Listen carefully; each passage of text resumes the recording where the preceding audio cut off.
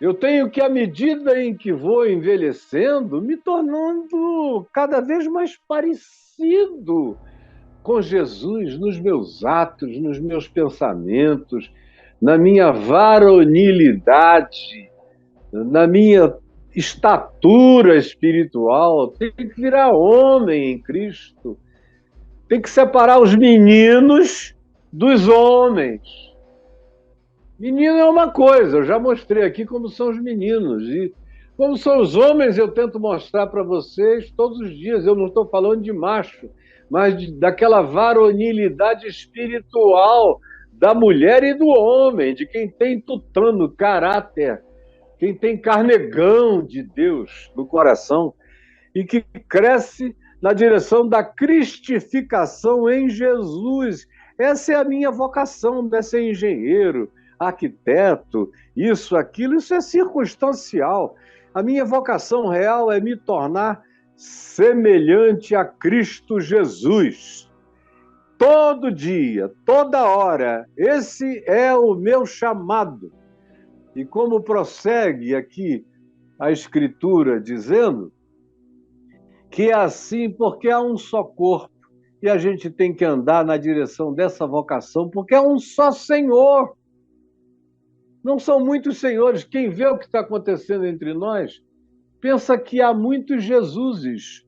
Tem um Jesus que parece um espírito maligno, tem um outro Jesus que é a cara do Bolsonaro, tem um outro Jesus que é perverso como um capiroto, tem um outro Jesus que parece uma divindade maligna nos seus cultos originais. Tem um outro Jesus completamente corruptível e vendável, venal, que não aguenta receber propostas de canal de TV, canal de rádio, facilitações. Um Jesus que adora lote para construir templo, um Jesus que gosta de ver os pastores com milhões na mão para terem os prefeitos dependendo deles. Tem muitos Jesuses. O único Jesus que eu não encontro, praticamente não encontro, a não ser na boca de alguns amigos meus. Pouca gente pregando Jesus segundo os evangelhos. Muito pouca gente. Muito pouca. Porque Jesus não é o Senhor dessa geração. E a palavra dele não é conhecida nessa geração.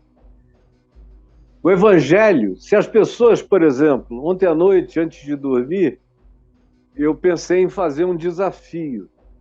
Quem é que teria disposição e coragem, não importa em quem você vai votar, de pegar Mateus, Marcos, Lucas e João, só esses quatro, e ler até as eleições?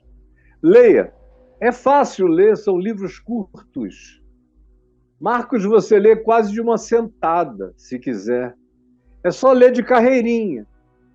É não ficar tentando achar a mensagem mágica, cabalística, no livro. Leia, leia, português de carreirinha.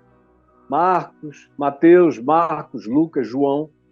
E no fim decida seu voto, sabendo como Jesus é, como Jesus pensa, a quem Jesus priorizou, a quem ele acolheu, a quem ele expressou amor de amizade, de fraternidade, de intimidade, de carinho, de aconchego, a quem ele dormia com quem ele se sentia honrado.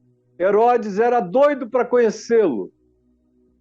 Morreu querendo conhecer. Jesus morreu com os Herodes querendo conhecê-lo. Foi Pilatos que promoveu um encontro entre Jesus e um dos Herodes, porque eles queriam ver Jesus fazer algum milagre. Jesus fez? Nenhum. Abriu a boca?